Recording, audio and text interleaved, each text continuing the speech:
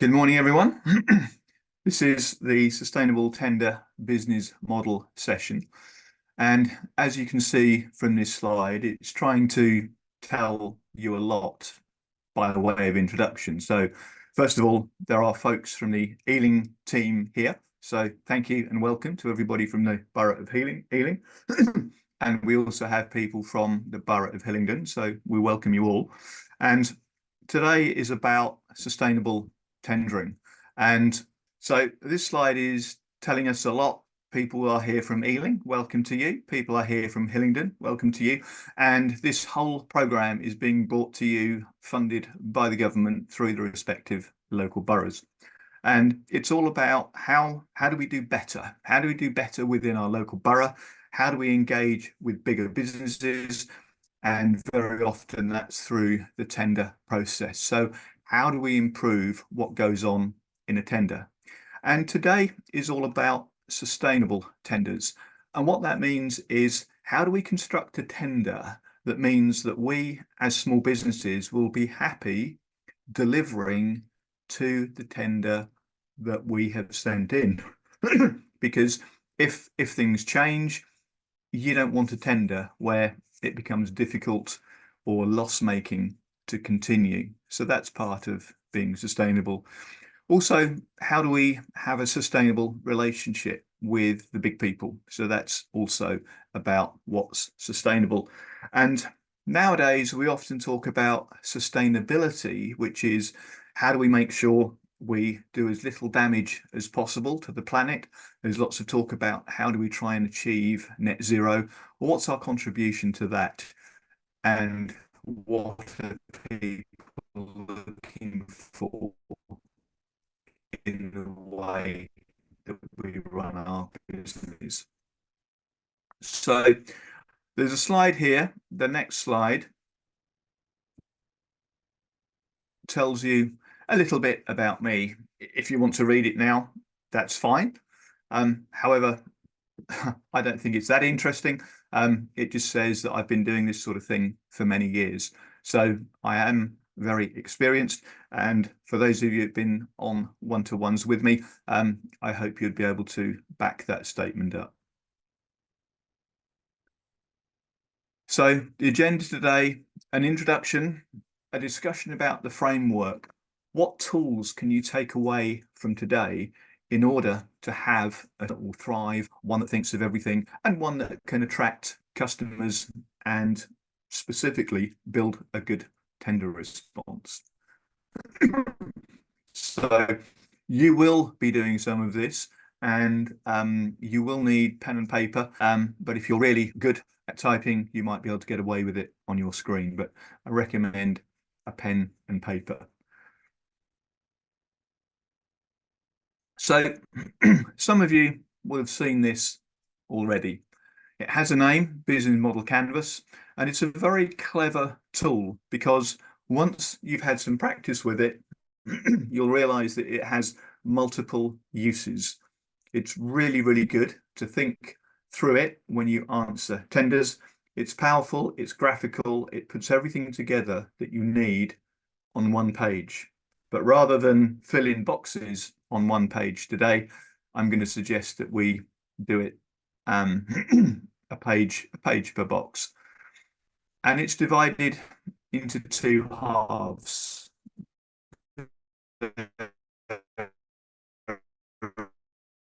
Is the right-hand side, which is the red side. And that's all about our customers. Do we do with them? And then the left-hand side, react. What do we do in order to make sure that our business is sustainable and we can deliver to our promise when we've made an answer, a tender? And it's the green bit. The value proposition is something that you send where the two sides meet. That is you as the business owner talking to your customer in a language they understand, typically talking to them about benefits. So customer focus on the right, our business on the left, and they meet where the value proposition is. So there's the value proposition, and we talk about looking through 5 lenses to get to our business. And you'll notice there's only 4 there, but don't worry, the 5th one will appear. We talk a lot about desirability, and desirability is the first stage in winning over your customer or your prospect. And when we think about the tender scenario, it's all done on paper. You send your response in, you might cross your fingers, you might hope for the best. What we want to do is make it better than that. We want you to be very clear on why you are desirable to the person that has sent you that tender. So it's a whole new language to learn, because if we can't convince them that we are desirable, our product is desirable, and now is the right time, we failed. And again, if you think about the tender process, imagine for a moment, I'm the person, perhaps at the council, Hillingdon Ealing Council, and you send me your tender response. And I've got 50 of these things in my hand. No, no, no. That's about how long it takes a procurement officer to decide they're not going to go any further. So being desirable and talking to them in their language is massively, massively important, and we'll cover it again. So, okay, we think we've got their attention. We need to make sure that we've thought of everything, because there's nothing worse than sending a tender document through thinking, right, I've got that, my pricing is good, I'm going to beat the competition. And then you think, uh-oh, I forgot about the, that'll have to come out of my profits. I forgot about that. Because once you've made your tender and you've sent it in and it's been accepted, generally there are no changes. So the feasibility piece is all about you making sure you know exactly what your costs are, who's going to do what, and that you can deliver. Also, you need to make sure that as part of your delivery system, you know when you will be buying something. And if there's a process involved, you might be making something, you might buy goods before you use them and turn them into something. If you're importing them, especially if you're importing them from far away, like China, you may have to pay for them before they even get sent to you. So the money goes out of your bank at this point to pay for what you need to supply to the tender. And then you start supplying, and later you send an invoice, hopefully same day, but later you send an invoice, and later again is when you get paid by them. So what is the gap between you spending money on what you need to? Is it staff costs? Is it raw materials? What is it you need to spend your money on, and how much money do you need to spend? And how long before you get paid back? That's the financial viability. Because if you haven't got that right, and you run out of money and you can't pay your staff, it's not good, is it? And also, sometimes our customers say, I love what you're doing, but we've changed our mind. We would also like this. Or maybe another tender comes out and they say, this is building on the last one. So understand where the market that you're in is going and be proactive. Be able to supply to the next thing. Don't just sit there thinking, woohoo, this is good. We can just carry on like this, because you may have heard the saying that if you are standing still in business, you are actually going backwards. So always be proactive, always be thinking ahead. What's next? And the current answer to what's next is purpose. The whole sustainability piece about how do we help the environment? How do we minimize our impact on the environment? Have we thought about how our suppliers impact the environment? If you take a huge company locally, Heathrow Airport Limited, they are going to huge lengths to try and make sure that their suppliers have a small carbon footprint. They are asking airline companies to use different airline fuel that is better for the planet. They are asking their suppliers to be more closer to carbon zero.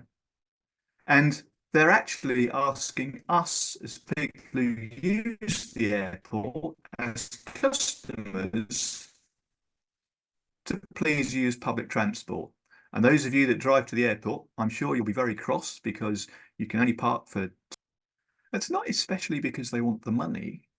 That's because they know charging us to go there in our cars and drop people off, if they charge us for that, there is a point where we will change our habits. And that's part of their net zero. It's part of their purpose to operate an airport as close as possible to net zero. And of course, we don't all run an airport. We all have much smaller businesses. But what we're saying is we now need to be aware. Where do things come from? Do they come from the other side of the world? Can they be made locally?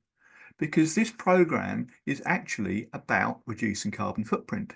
It's asking the bigger companies in Hillingdon to use you guys in Hillingdon or in Ealing, depending which borough you're in, so that it reduces the carbon footprint of the people you're working for because you're local. So that's what we mean by saying that the purpose, the strategy, everything should be about what you're doing and who it affects and how it affects them. Because if you do more and think more about how good am I? How clever am I? What could I do better? Then you'll be on the way to being a much more sustainable business. And the other benefit you'll have is instead of you saying, oh, I hope, I wish, I'm not exactly sure, but let's go anyway with this idea. It's probably a good idea. You will start to analyze things and you will start to do things for a good reason. And that means you are in control of the facts.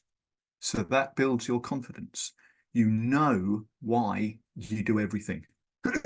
Everything is purpose driven.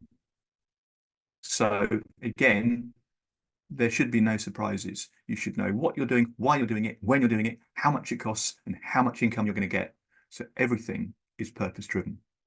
So if we go back to the business model canvas, you see there, it's got a number of circles on it, and they are suggestive of the order in which we should approach this whole thing. Desirability, top right. First of all, it says, think about customer segments. And what's a customer segment? A customer segment is a group of similar customers. They might think in the same way, they might have similar needs, they are similar. And it's very likely that you will have different customer segments who need to be approached in a different way. And the tighter you can get your definition of your customer and the segment they are in, the better. Customer relationships, we'll talk about that a bit later. We'll talk about the value proposition more a bit later. And this piece here, the channel, that just talks about how you get your message across. Because if you're doing lots of marketing in the wrong place, you'll have a fabulous idea, but the wrong people will hear you or switch that around. The right people may not hear you and might not realize just how good you are. If we move across to feasibility, feasibility is about can I? Because if we go back to first principles, this is about the tender. This is about yes.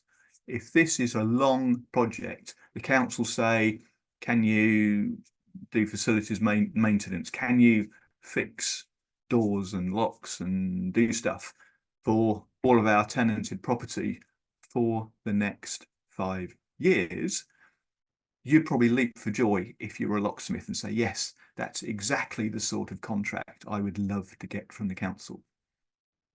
But when you put your tender response in, remember, it's going to be for 5 years.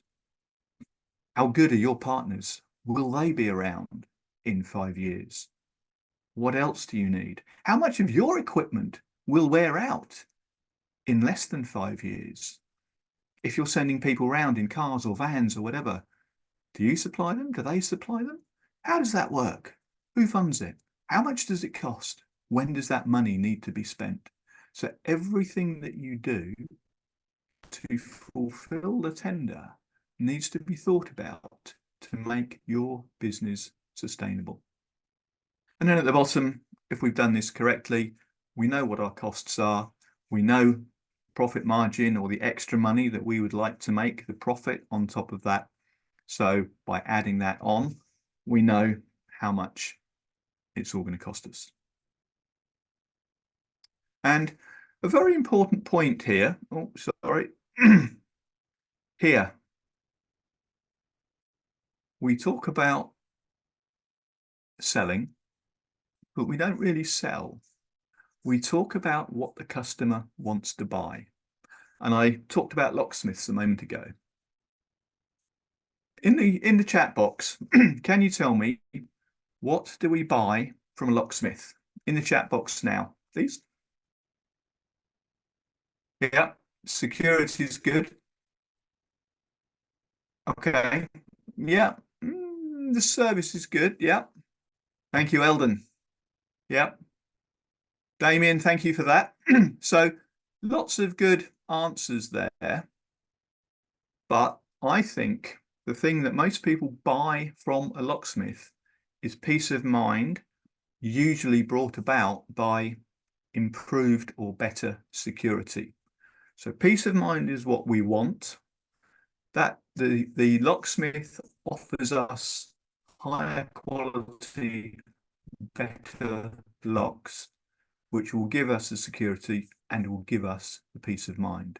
So we buy peace of mind security, but he sells us the keys, the locks, the installation.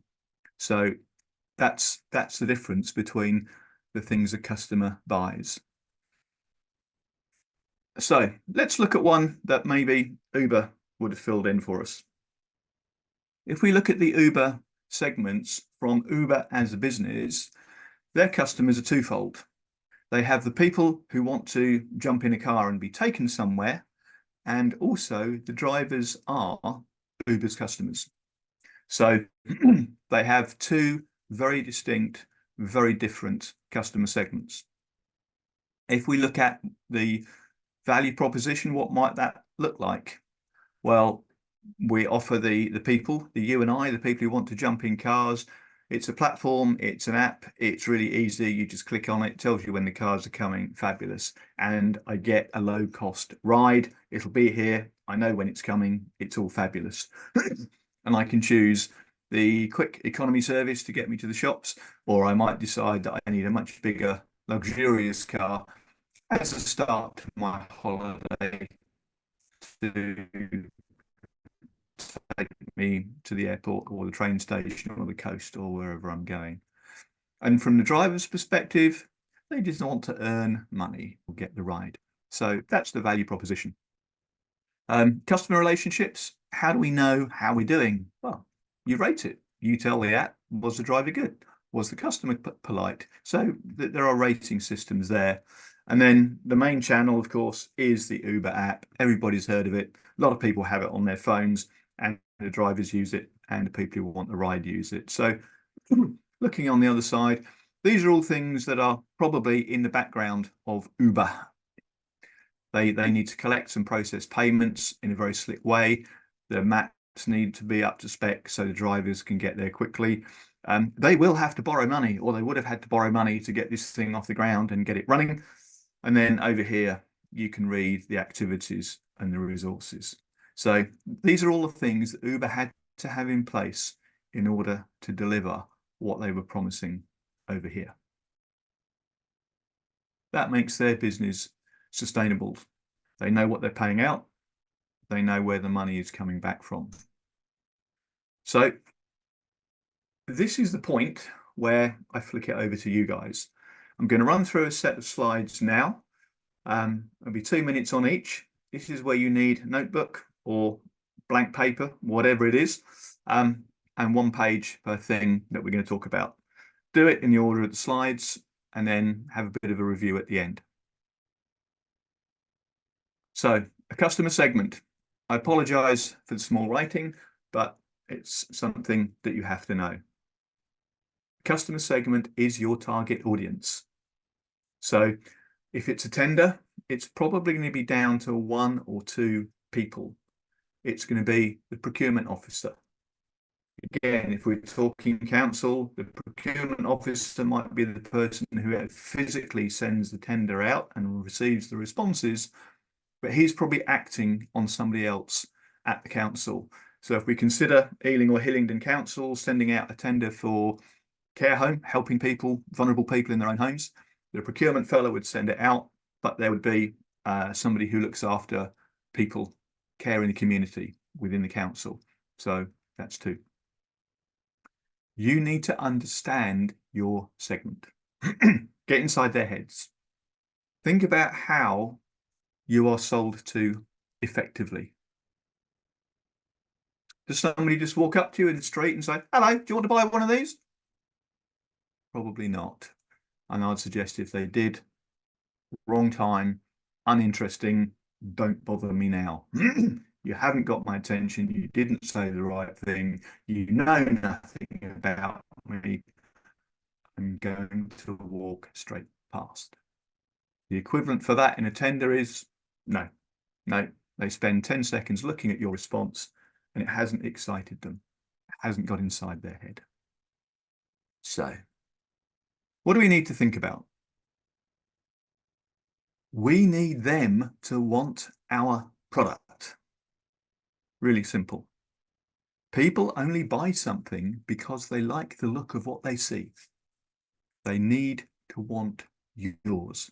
Whatever it is you sell, whatever it is the tender response is, you have to generate that excitement through the tender document so they want yours.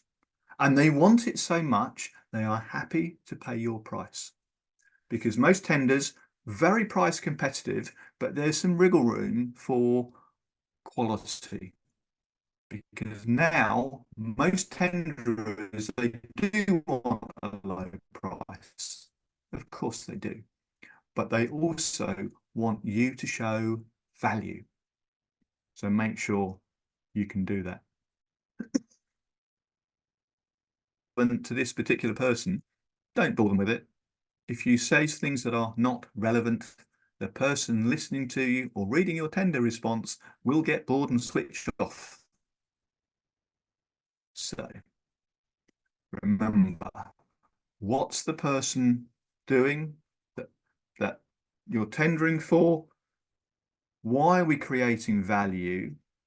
Why do they want to buy it? What problem am I fixing for them? What can I tell them that they don't even know they're suffering from? Yeah, another guy does telephone systems, and he was part of this care home tender. And he didn't just say, "And we put lovely telephone systems in because they're really good and they're voice over IP, jargon, jargon, jargon." What he said was, if you use my telephone system, when Mrs. Jones comes in from her home into care, she will bring her phone number with her. So everyone she knows just dials the same telephone number and gets connected to her in her room at the care home. You might think it's a small thing. You might think, wow, that's clever. I didn't even know that was possible. So if you can get that kind of a response, wow, that's clever. I didn't know it's possible, but I'm willing to pay for that. You have got some really good things to talk about in your tender. So what I want you to do now, 2 minutes, which segment do you want to go for in this example this morning? Who's sent you the tender document and what will they be interested in? So you might say it's the council, it's housing. You might say it's a big builder, and it's bricklaying. It might be a big office block and it's cleaning.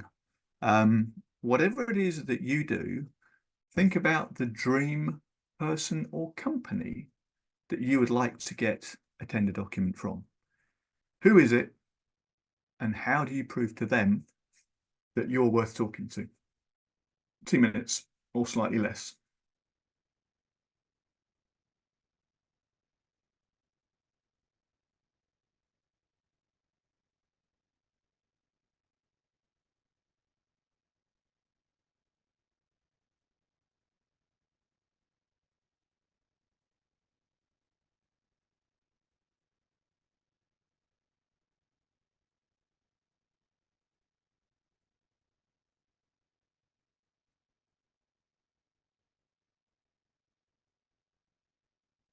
I hope it's going well, probably about halfway through. And also, hopefully, this isn't a difficult question, so probably be less than the whole 2 minutes.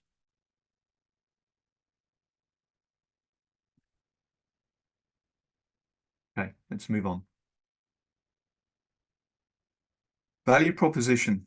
This is where, when you have a one-to-one, or if you've had one already, you'll recognize what's being said here, because a lot of time is spent on the value proposition. And the value proposition is sometimes called marketing because it's about how do you describe yourself?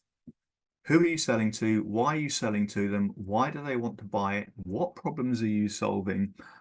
It's all kind of the same thing, but the most important part is the language. So back to the locksmith. Somebody says to me, Charlie, what do you do? I'm a locksmith. Doesn't really cut it, does it? But hello, Charlie, what do you do? I give people security and peace of mind by protecting their property through fitting security systems, improved locks, electric gates, anything they need to feel safe in their own home. That's a bit of a different answer, isn't it? I'm trying to think, what's the person scared of? Do they want CCTV? Do they want electric gates at the end of the drive? What is it that they need help with? What is their problem? So when you're thinking about your ideal customer, think about the what do you do? You might simply turn up on time. You might send people of smart appearance. Your people may have qualifications as part of their industry. They've learned things, they've achieved certain skill levels, and they have qualifications. And the hardest thing here is to remember a lot of the good things you do, you as the business owner, take them for granted. Yes, of course we do that, Charlie. Yes, of course we turn up on time. Think back to what we're trying to do.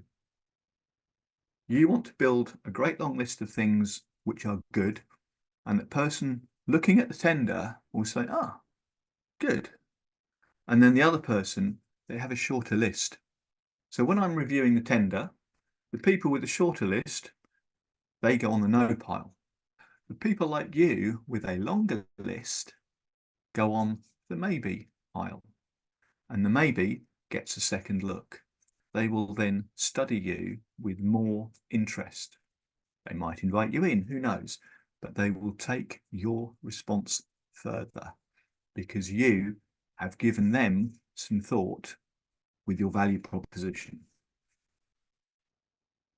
So, what do we want to ask ourselves? What value? What value do we give them? Why would they spend their money with us? What are they getting for it? Are we making their work life easier, quicker, cheaper, faster, less stress, less hassle? What is it we are doing for them? Think council care. What's the most important thing that might worry someone in the council? I am going to give you the most vulnerable people in my borough, and I want to know just how well and how carefully you are going to look after them. So, I expect you to be writing things down now on your sheet of paper, have a list down the left-hand side, the things you do. What is it you do? And then what's in it? What are they asking for? And if they say, do you supply locks? Don't just say yes. If they ask you, do you supply locks? Tell them about the different sorts of locks. Or there's Euro locks, there's other sorts of locks. So that you tell them more. You tell them our locks will meet your needs. They're super secure. They're this, that, and the other. They're whatever they are. If they're made to British standards, tell them they're made to British standards. All the things that you take for granted, write them down. Write them down. Benefits. And by becoming fluent at this, you will win more business. Your business will grow and will be more sustainable. Revenue streams. Revenue streams are a way of looking at your income. Am I relying on passing traffic? Do I hope people will discover me and like me? Because if the answer to that is yes, the business you're running is transactional. You might be very well positioned physically, you might be close to a station, you might have lots of passing traffic. You might have a website that you hope you can drive people to so that they see you. But if people only ever come and buy from you once and then they get distracted and the next thing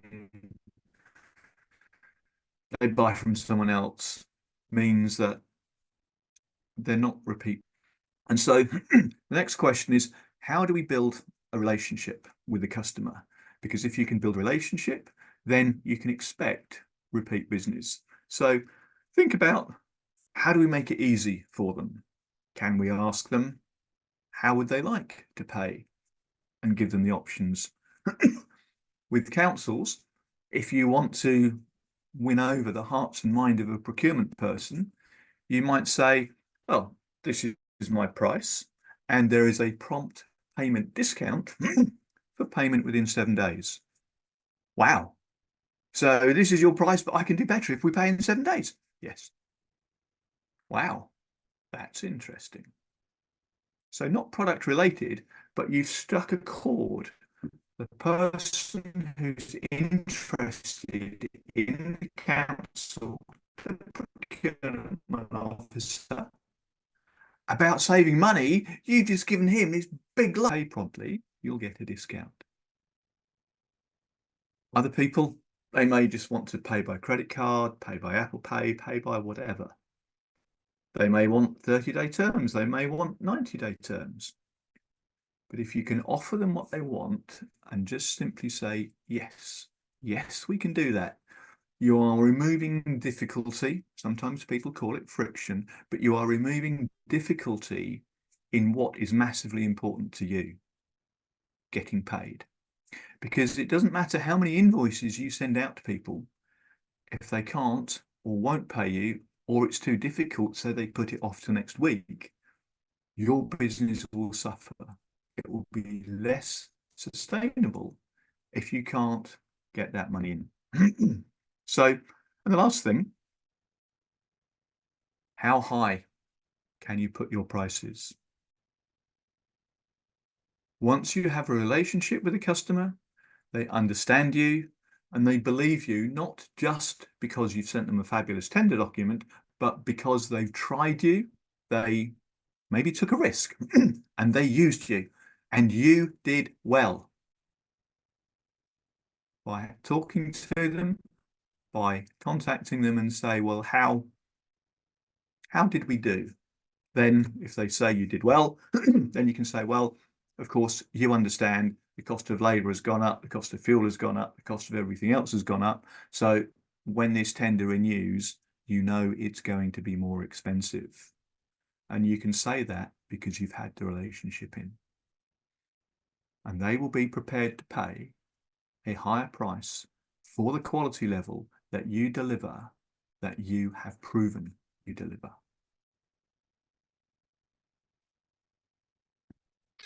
In the tender document,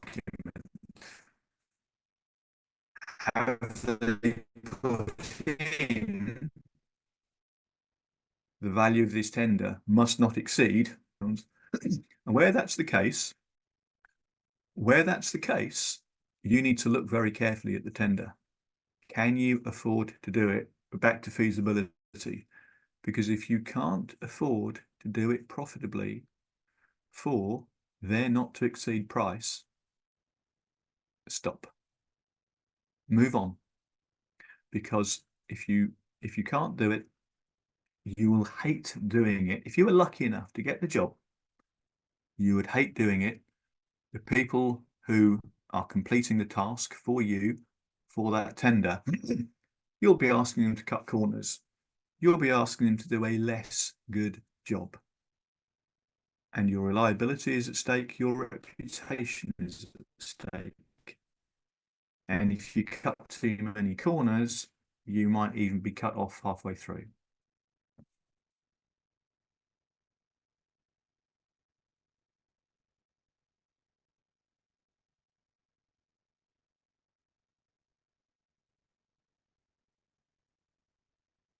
Now, have a think about pricing for a minute.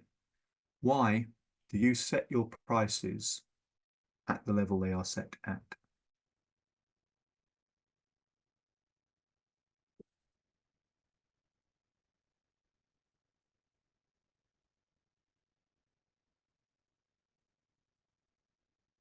So channels, part of winning the business. In a tender situation, it's really easy. Somehow they know about you. So you already have a channel with them, or it might be you go to one of these places where tenders are regularly put out. So you might be able to look up a certain portal like HS2, Heathrow Airport. They have portals. The council has another portal that you can look at. But I would also suggest that a tender response without there being a tender document. So all the good things you would say in a tender response, you put them together and you send it to a person that you want to do business with. So they haven't sent you anything. It's like a cold call, but you send them a document that gets straight inside their head. This is why I think we're good. This is why I think you should work with us. This is why we are better than most people. This is why. Desirable, desirable, desirable. Because you know you can do it. You've done the other piece.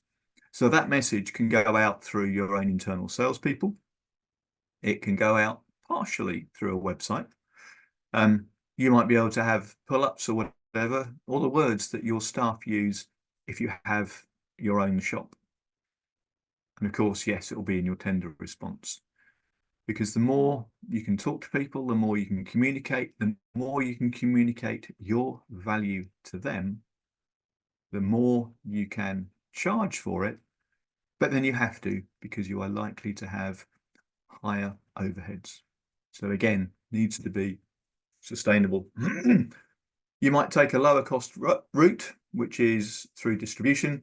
So you sell lots of your things to one person, and it's their problem, if you like, to distribute it throughout the marketplace.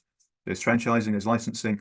All of these things work well, but they work differently, and they need to be thought through in their own way. So if anybody is particularly interested in distribution, franchising, or anything else, let me know through the chat and we can talk about it. But the fundamental question is, if we know we want to get hold of, let's pick on someone, bricklayers. How do we get in touch with bricklayers? Where do bricklayers meet? Yeah. In the old days, years and years ago, there would be a publication, Bricklayers Guild publication. People would probably be a member of some sort of trade association. So how do those people contact each other? How do we get into their ecosystem? And one of the answers is you can meet people from the bigger companies at our event. So in Hillingdon and in Ealing, there is going to be a Meet the Buyer event. I know the date. I'm pretty sure it's the 17th of July, but it will come up on a slide at the end. And this is an opportunity for you, for all of you Ealing and Hillingdon businesses, to meet people, big people, who have lots of work and they want to keep it in their respective boroughs. They want to buy locally and they want to talk to you guys. So Meet the Buyer, 17th of July, get the date in your diary. So a lot of people talk about social media as a channel. It certainly is a channel, but make sure the people you want to reach are also looking at the same social media. In my experience, they come and go.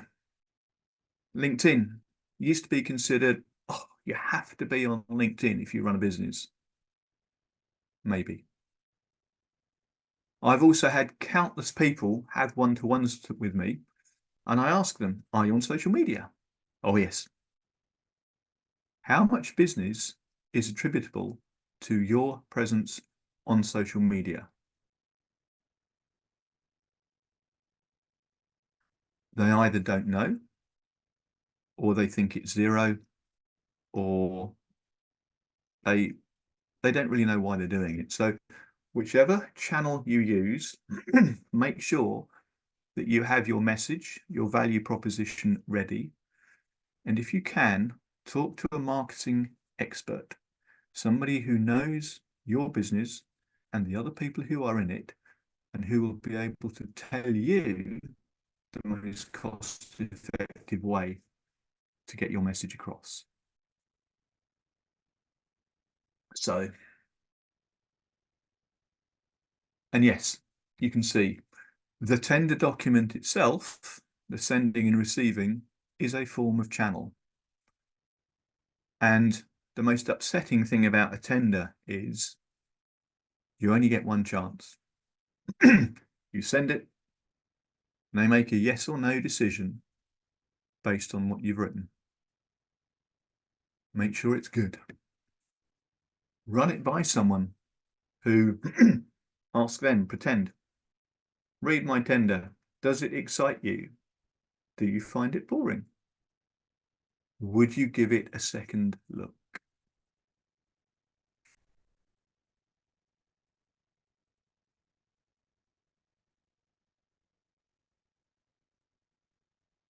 So, customer relationships.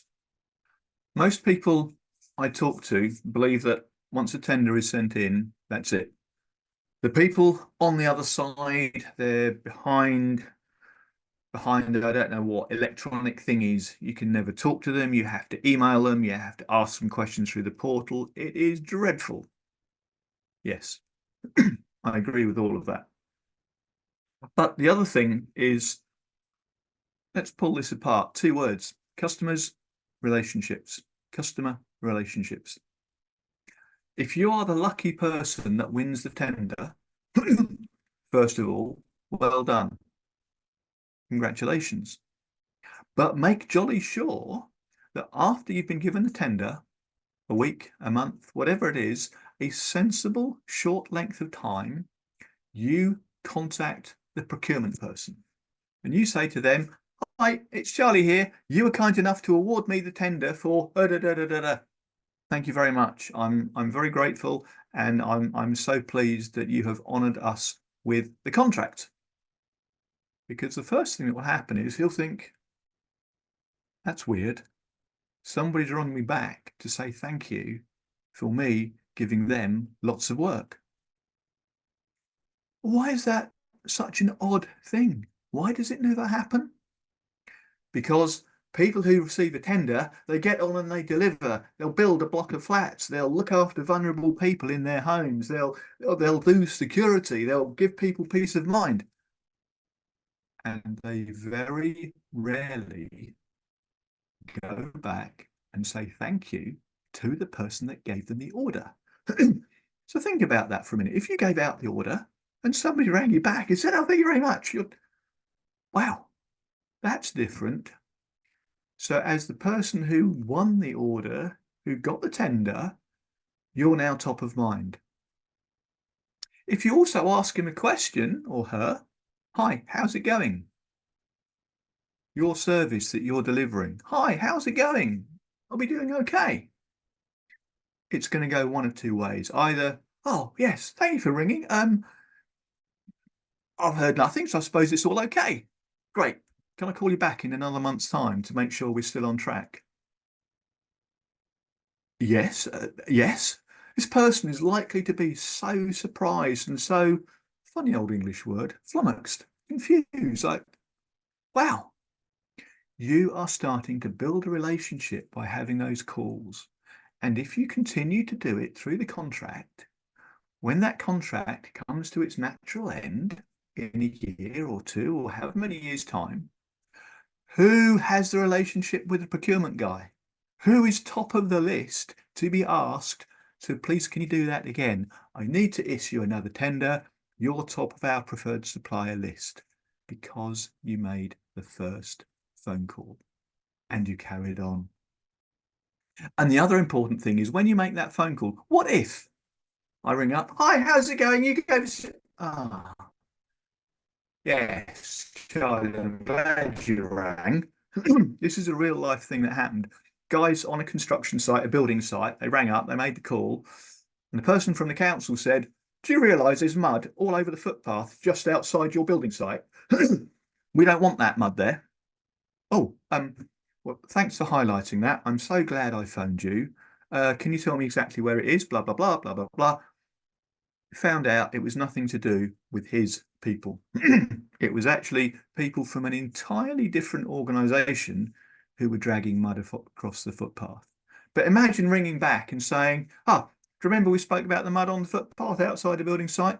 Well, it's actually nothing to do with us, but I've had a word with the people who are doing it, and they promised me they won't do it again, and we've cleaned the mud up." All right. Wow. Wow. Again, you are building yourself up in the procurement fella's mind, because that lady or gentleman is very unlikely to pick up the phone and say, "Oi, Charlie, why is there mud outside?" But in their head, they know it's there. And do you know what? When the next tender comes up, "Oh, I'm not going to send it to Charlie because place is like a pigsty. There's mud everywhere." Hang on a minute.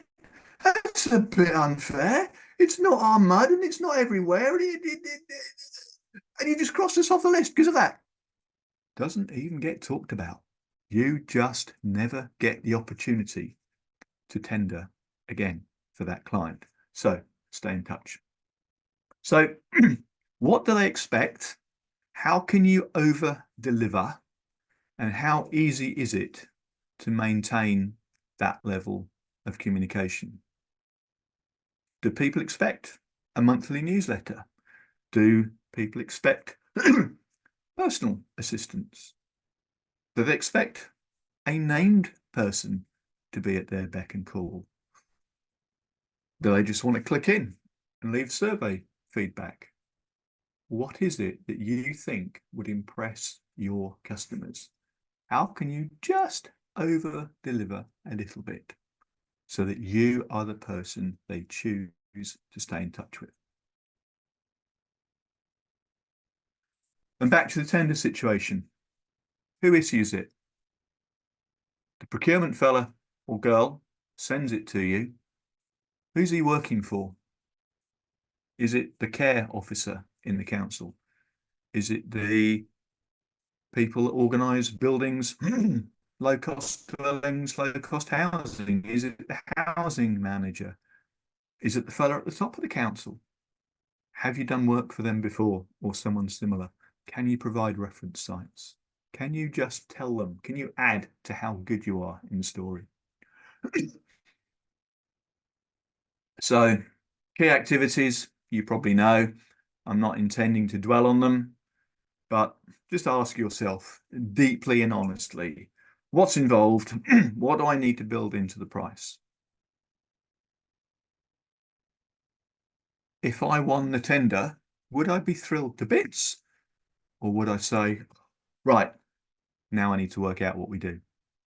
Because I can tell you the second answer is a really bad idea. Make sure you planned it. Make sure you know what's coming. Your resources, they're things that you can count on. They might exist as physical things or people, and I'm not going to read every word on the slide on there, but key resources are things that you need, which are either people-based or they are physical things that you need to get in. The questions to answer: who do I need to help me? And again, you may think the answers are routine. You know who your suppliers are. You buy from them every week, every month. Check them out. See how resilient are they. If one of those went bust tomorrow, where would you second source from? How would you deal with it? How much do they value your business? If there's a shortage of chips for electronic bits, are you one of their preferred customers? Or will someone else get stuff from them ahead of you? Know your supply chain. Know everything. Know how old your vans are, when you're going to replace them, if you do deliveries. How does that work? Or do you just give it to a delivery company? The answer itself doesn't matter as long as you know the answer. So partnerships, we can spend a lot of time talking about them. Sometimes people choose to partner with someone who's not a competitor. You know, this is what happens in big business. Same as joint ventures, and in the big businesses, they have supply chains. You know, BMW, they will tell you exactly where every single piece of their car comes from. They will be able to tell you which delivery door it is being delivered to and at what time. And they'll tell you how many are on the truck because they know how many cars they are going to build. Now, clearly, we don't necessarily need that level of detail, but we do need to know. So, who are they? Have we spoken to them? Or is our relationship with them transactional? We place an order online, it arrives. Happy days. Would you like a better relationship with your key suppliers? Have you tried to ring them up and talk to them? Would they give you a better price if you offered them a big order with scheduled delivery dates? Think about how you can get a better deal for you. And actually then your supplier, funnily enough, will have his own value proposition from you because you're offering him long-term sustainable business because of your long-term ordering prospect. If you get the job, you'll be able to order off him for 5 years. Can he sharpen his pencil? Can he improve his price based on that kind of a deal? Talk to them. So have a think about that. Costs. Well, every business has costs. Some are inescapable: heat, light, power, fuel, salaries. But very often they can be optimized. So it might be that there's a better energy deal somewhere around the corner. It might be that if you communicated with your staff and they felt better, they felt more motivated, they felt more appreciated. I don't know what it might be, but normally there are things that can do, a business owner can do to improve their cost base without cutting corners. And there's the important thing. You know, an accountant can come in and say, spend less, spend less, spend less. But nobody grew a business by cutting corners. Make yourself more efficient. Talk to efficient suppliers. Do whatever you need to do, but do not cut corners. But make sure that when you do have fixed costs, like your heat, your light, your fuel, your energy, make sure that those costs are also covered within the way you do your quoting, the way that you build your tenders. You might simply say, well, as long as I make 5%, 10%, 50% margin that will cover my costs. But if you know what your costs are, and you know that this is going to be 10% of your workload, then that job really ought to be taking 10% of the costs for things that are not directly related to that particular order, your general overheads.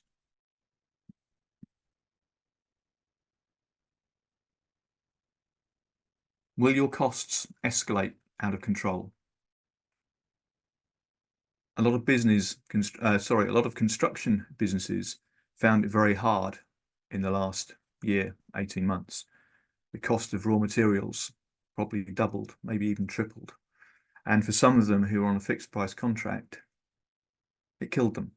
They literally went out of business. There are some big famous names who got onto the news because they failed. The business simply wasn't sustainable. And so when in a tender, you're asked for your full and final price, give it. But put a clause in that says, I reserve the right to increase my price if the costs that I incur go up because of inflation, war, anything else that's going to upset things. Because most people who read a tender document would say, aha, here is a smart person, and they appeal to me because they've given me a final price based on today's costs. Based on everything I know today, this is my full and final price. But they've said, if things go up massively, do you know what? We'll have to consider charging you more.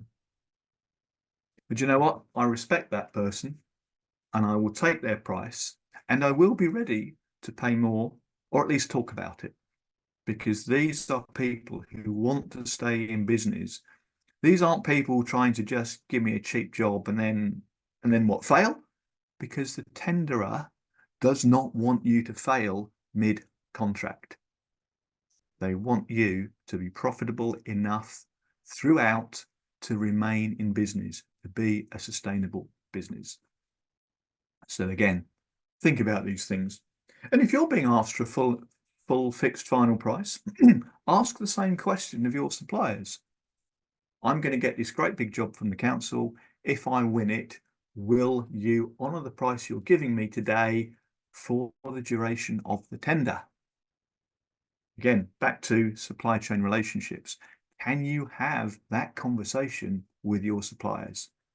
Because if not, I would suggest you need to improve your relationships. Okay.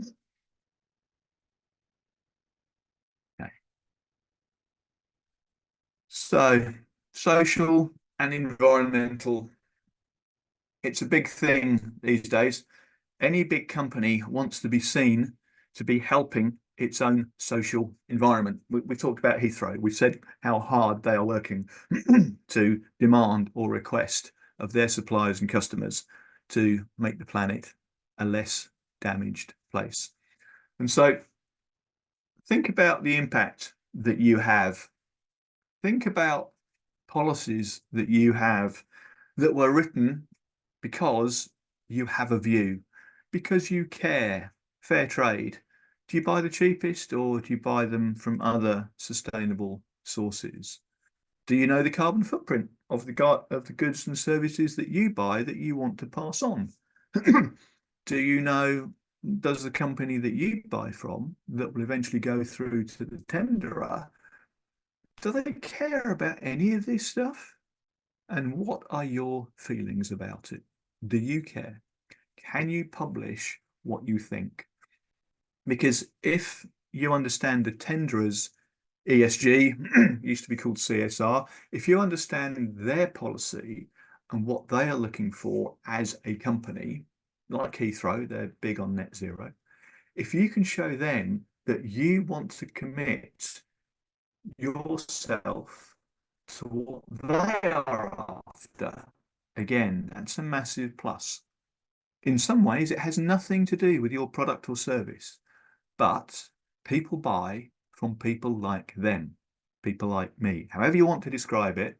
So if they have an environmental goal that they want to do that, if you can show that you have a similar thought process, similar ethics, and similar need or want to care for other people or care for the environment or simply do less damage to the planet, it will do you well. So we've got the customer segments, we've built the value proposition, we've decided which is the best channel to get our message across, and we've sent it to the customers. So, and we build a relationship. We get the money, we use the resources, we do the activity, and it all fits together. I'm really sorry, I've just realized I'm 4 minutes over. So everything here is covered in the one-to-one sessions in detail for you, for your business. So do get one booked if you haven't had one already. And there's a couple of case studies. Those of you who came to the Ealing launch, you would have heard Ruth Ann tell you why the pallet yard is as successful as it is. She was very kind to us, the people who helped her, in a similar way to the way we'd like to help you. So that's a lovely story to read. And if you ever speak to Ruth Ann, she's such a lovely person. Again, at the Hillingdon and at the Ealing launches, we talked about she was always employed by the facility manager, the people that look after the building. When they changed, she was dumped.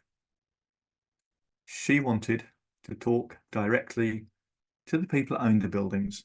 So look, I don't care who you have as a facilities manager company, just use us directly for your cleaning. It'll be cheaper and it'll be better. And we gave her confidence and the story to get that message across.